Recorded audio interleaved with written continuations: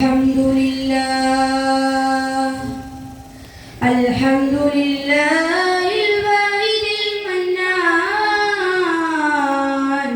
الصلاة والسلام على النبي المعطر بالروح والريحان وعلى آله الذين استقاموا إلى دين الإسلام أما بعد ഏറ്റവും ആദരണീയരായ ഉസ്താദുമാർ, വിധികർത്താക്കൾ, എന്റെ ശബ്ദം ശ്രവിച്ചുകൊണ്ടിരിക്കുന്ന പ്രിയപ്പെട്ട വിദ്യാർത്ഥി സുഹൃത്തുക്കളെ, നാം ഇവിടെ ഒരുമിച്ച് കൂടിയ ഒരു സംഗമത്തെ അല്ലാഹു കബൂൽ ചെയ്യുമാറാകട്ടെ. ആമീൻ യാ റബ്ബൽ ആലമീൻ.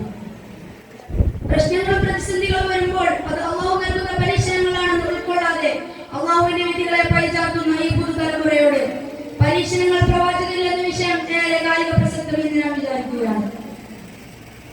പ്രിയപ്പെട്ട മുഅ്മിനീങ്ങളെ, അല്ലാഹുവിന്റെ പ്രവാചകൻ സല്ലല്ലാഹു അലൈഹി വസല്ലം തങ്ങൾ പറയുകയാ, ഇന്നല്ലാഹ ഇദാ ഹബ്ബ അബ്ദൻ അബ്തലാഹു, അല്ലാഹു ഒരടിമയെ ഇഷ്ടപ്പെടുകയാണെങ്കിൽ അവൻക്ക് ഒരുപാട് പരീക്ഷണങ്ങൾ നൽകുമെന്ന് റസൂലുള്ളാഹി സല്ലല്ലാഹു അലൈഹി വസല്ലം.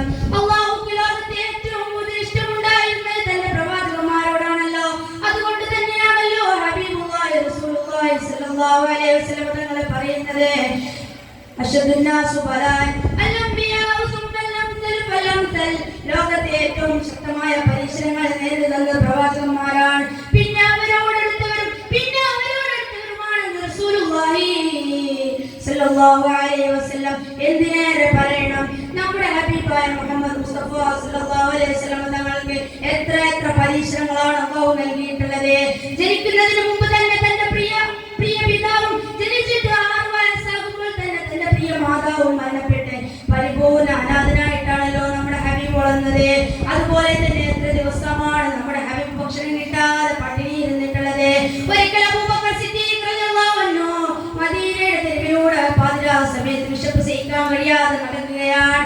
പെട്ടെന്നാണ് ഉമർ തങ്ങളെ കണ്ടുമുട്ടുന്നത്.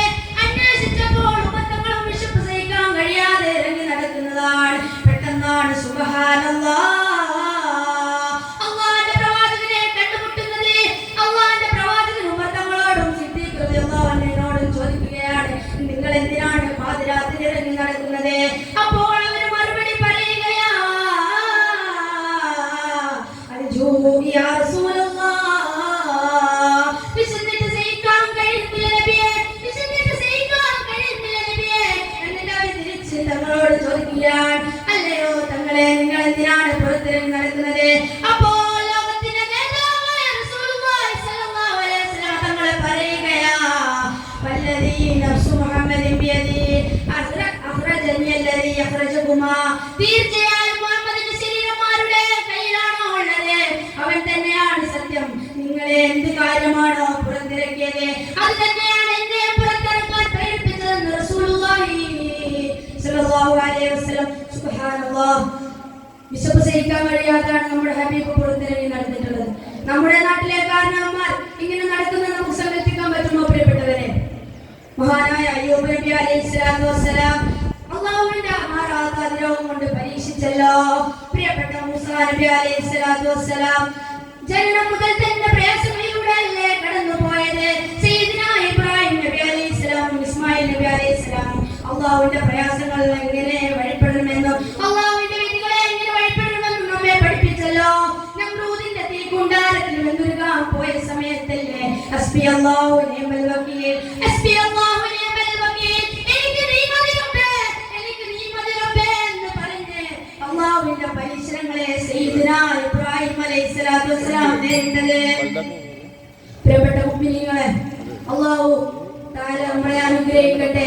ഇങ്ങനെയുള്ള പ്രയാസങ്ങളും പ്രതിസന്ധികളും വരുമ്പോൾ അത് അല്ലാഹു നൽകുന്ന പരീക്ഷണങ്ങളാണെന്ന് ഉൾക്കൊള്ളാനുള്ള ഉത്തമ ബോധം നമുക്കുണ്ടാവണം. അല്ലാഹു കബൂൽ ചെയ്യുമാറാകട്ടെ. ഇത്രയും പറഞ്ഞുകൊണ്ട് എന്റെ വാക്കുകൾ ഞാൻ വിരാമം കുറിക്കുകയാണ്.